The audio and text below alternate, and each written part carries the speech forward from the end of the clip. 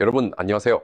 이번 영상에서는 여러분의 수익성 있는 트레이딩을 위한 아주 중요한 조건에 대해 이야기할 거예요. 이 조건을 지키지 않으면 아마도 수익을 내며 거래하기는 힘들 겁니다.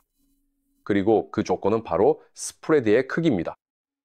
만약 여러분이 스프레드의 크기라는 개념 자체에 회의적이거나 그 차이를 느끼지 못한다면 바로 이 영상이 이 매우 중요한 문제의 존재를 깨닫게 해줄 것입니다. 왜냐하면 스프레드의 크기는 약 70%의 경우에 여러분의 거래 결과를 크게 악화시키거나 개선시킬 수 있기 때문입니다. 이 영상에서 저는 스프레드의 크기가 우리의 거래 결과에 어떻게 영향을 미치는지 실제 예시를 통해 설명하고 보여드리겠습니다. 그럼 시작하겠습니다. 자, 스프레드란 무엇일까요? 스프레드는 우리가 온라인으로 거래를 할 때 브로커에게 지불하는 수수료입니다. 위키피디아식으로 말하자면 스프레드는 매수 가격과 매도 가격의 차이, 즉 우리가 브로커 플랫폼에서 자산을 사고 팔 수 있는 가격의 차이를 의미합니다. 실제로 플랫폼에서 매수 가격과 매도 가격이 항상 다르다는 것을 직접 확인할 수 있습니다. 이 가격 차이가 바로 스프레드이며 브로커가 자신의 서비스에 대한 대가로 부과하는 수수료입니다. 자, 여러분, 브로커의 서비스 수수료에는 두 가지 유형이 있습니다. 첫 번째 유형은 브로커가 우리에게 고정 수수료를 부과하지 않고 자신의 이익, 즉 우리에게서 받는 서비스 요금을 스프레드에 포함시키는 방식입니다. 즉 매수와 매도 가격의 차이에 그 수수료가 포함되어 있습니다. 이것이 가장 나쁜 경우인데 브로커가 명확한 수수료로 제한되지 않기 때문에 더 많은 수익을 원하고 각 거래마다 우리에게 많은 금액을 부과하지만 그 이익을 스프레드에 숨깁니다. 이 스프레드의 크기가 매우 클 수 있어서 우리가 거래하는데 방해가 됩니다. 브로커 서비스 수수료의 두 번째 유형은 브로커가 각 거래마다 고정 수수료를 부과하는 경우입니다. 이것은 우리에게 더 유리한 수수료 방식인데 브로커가 스프레드의 크기를 조정하지 않고 시장에서 형성된 좁은 스프레드를 그대로 두기 때문입니다. 왜냐하면 브로커가 자신의 금전적 이익을 이 스프레드의 크기에 포함시키지 않기 때문입니다. 이제 제 말을 잘 들어보세요.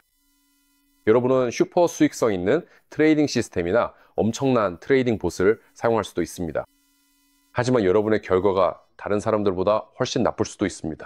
그리고 그 모든 이유는 여러분이 스프레드가 큰 거래 계좌를 사용하기 때문입니다. 거래 스프레드의 크기는 엄청난 역할을 하며 여러분의 거래 결과에 매우 큰 영향을 미칩니다.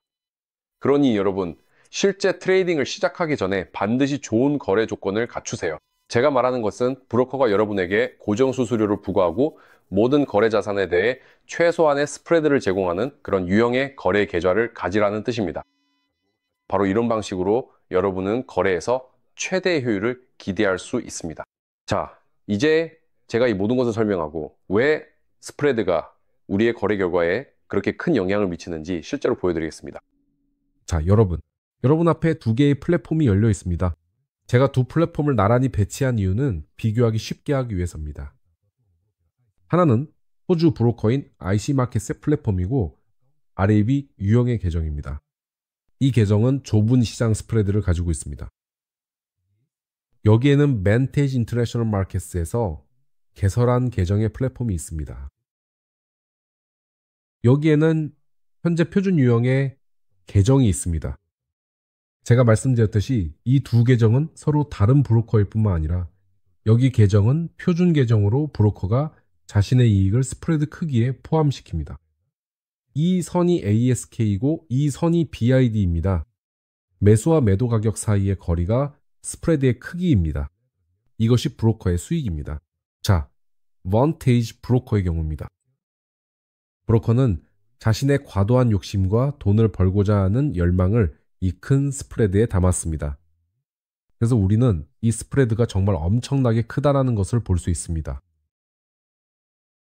그리고 같은 자산, 즉 동일한 자산에서 보시다시피 완전히 동일한 호가입니다. 이것은 호주 달러와 캐나다 달러의 환율입니다.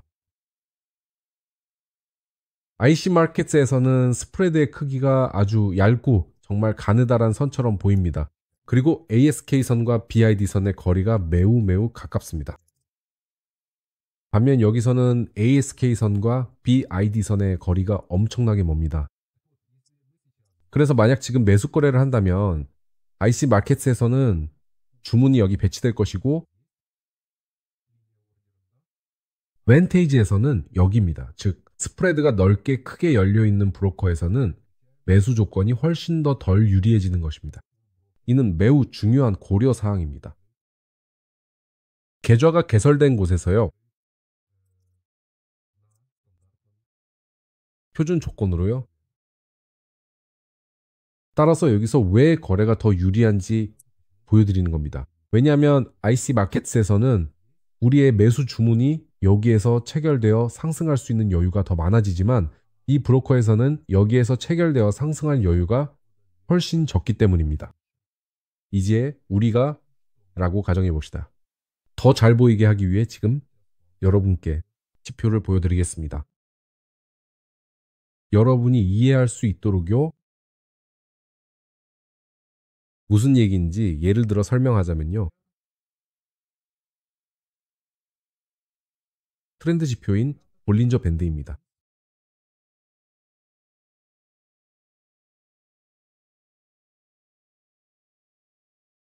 자,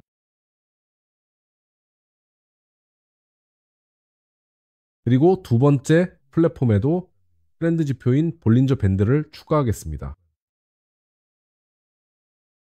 내비게이터에서 인디케이터 트렌드 항목을 선택하겠습니다. 여기서 볼린저 밴드를 찾겠습니다. 그러니까 거기에는 120이 설정되어 있었죠.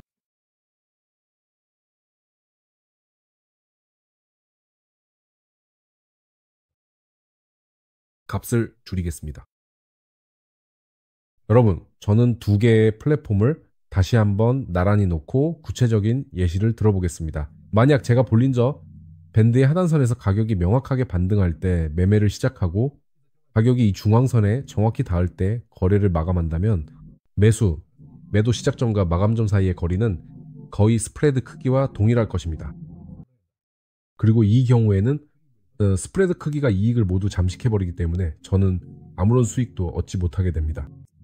그리고 만약 이 플랫폼에서 제가 바로 여기 가격이 닿는 순간에 거래를 열고 중앙선에서 거래를 마감한다면 여기서는 스프레드 크기가 매우 작아서 이익을 고정하는데 전혀 방해가 되지 않습니다.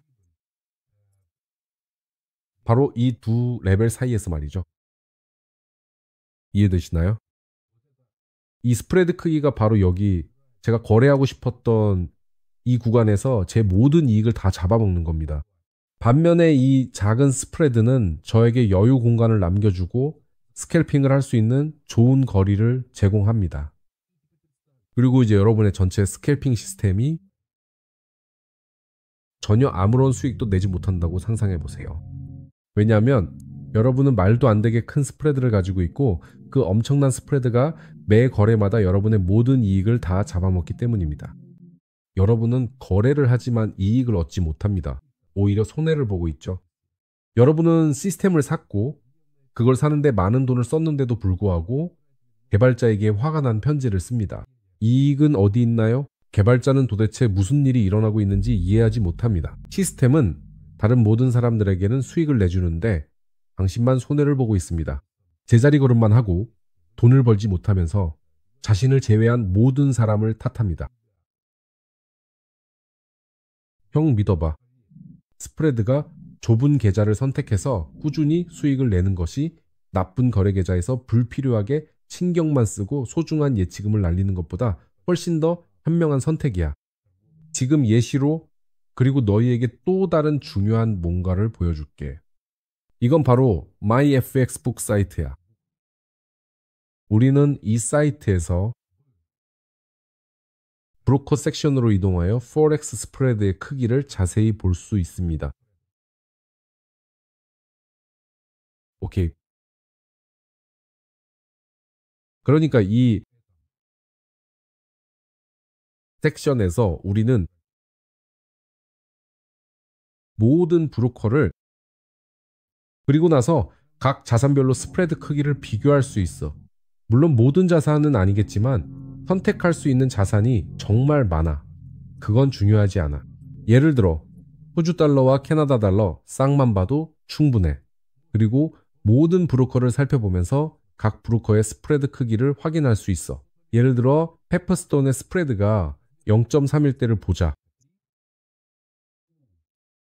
예를 들어 지오 마켓스는 0.4 거의 비슷하지. 좋아. 괜찮은 스프레드야. 이제 A식티브 트레이드로 넘어가 보면 여기서는 2.1이야. 즉, 이 스프레드 크기는 앞서 본 스프레드보다 7배나 더 커. 하지만 XM 브로커를 보면 스프레드가 1점인데 이것도 4배 더 큰 거지. 그리고 IC 마켓도 있는데 우리가 아까 플랫폼을 열어서 봤을 때 스프레드가 거의 페퍼스톤보다도 더 낮거나 비슷했어. IC 마켓은 스캘핑 분야에서 슈퍼 좁은 스프레드로 완전 리더로 꼽혀. 그래서 내가 가장 좋아하는 브로커이기도 해. 왜냐면 그 플랫폼에서 내가 가장 잘 거래할 수 있기 때문이야. 그리고 내 모든 트레이딩 봇들도 여기서 가장 잘 작동해. 그리고 예를 들어 이제 아래로 더 내려가 보자. 옥스타 FX는 스프레드를 3.0으로 제공해. 예를 들어 페퍼스톤에서는 스프레드가 0.3이고 IC 마켓스는 스프레드가 0.1이야. 이 두 브로커의 스프레드를 비교해보면 차이를 명확히 알 수 있어. 즉, 여기서 옥시타 FX의 스프레드는 IC 마켓스나 페퍼스톤보다 10배나 더 크다는 거지. 그래서 우리는 그냥 이렇게 볼 수 있어. 수많은 브로커들 중에는 이보다 훨씬 더 심각하고 정말로 나쁜 곳들도 분명히 있다는 거야. 거의 3에 가까운 곳도 있고. 이렇게 여러분의 거래 결과를 망칠 수 있는 브로커들도 있는데 여러분은 앉아서 내가 뭘 잘못하고 있지? 라고 생각하게 될 거예요. 왜냐하면 그들의 과도한 욕심과 이익에 대한 갈망, 그리고 여러분의 모든 거래마다 수수료를 받아내려는 집착 때문이죠. 브로커의 조건이 어떻든 여러분이 어떤 결과를 얻든 그들은 신경 쓰지 않아요. 그들에게 중요한 건 분기별 실적, 그리고 그 브로커의 경영진이 나눌 이익뿐입니다.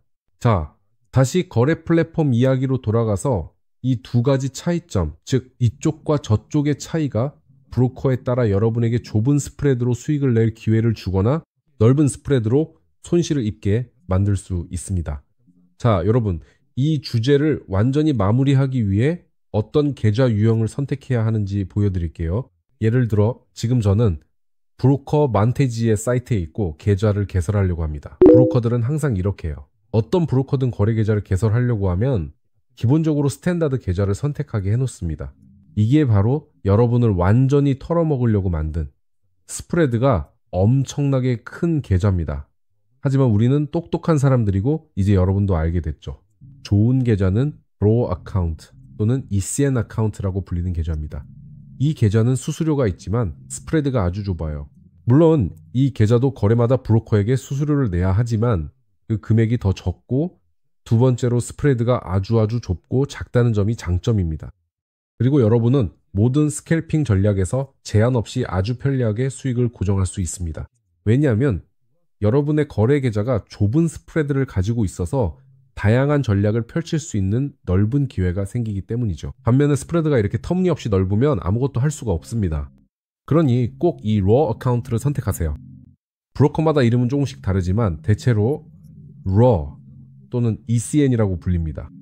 그리고 또한 스프레드의 크기도 확인해야 하는데 브로커가 일부 계좌에 대해 설명을 덧붙이기도 합니다.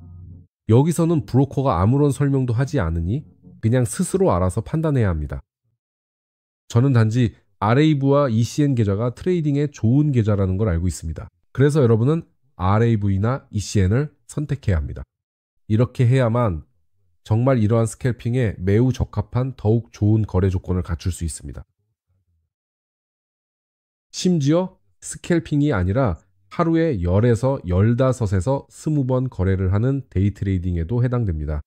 그래서 스프레드의 크기도 물론 중요하게 작용합니다. 그래서 RAU ECN 계좌를 개설해서 좋은 거래 서비스를 누리시기 바랍니다.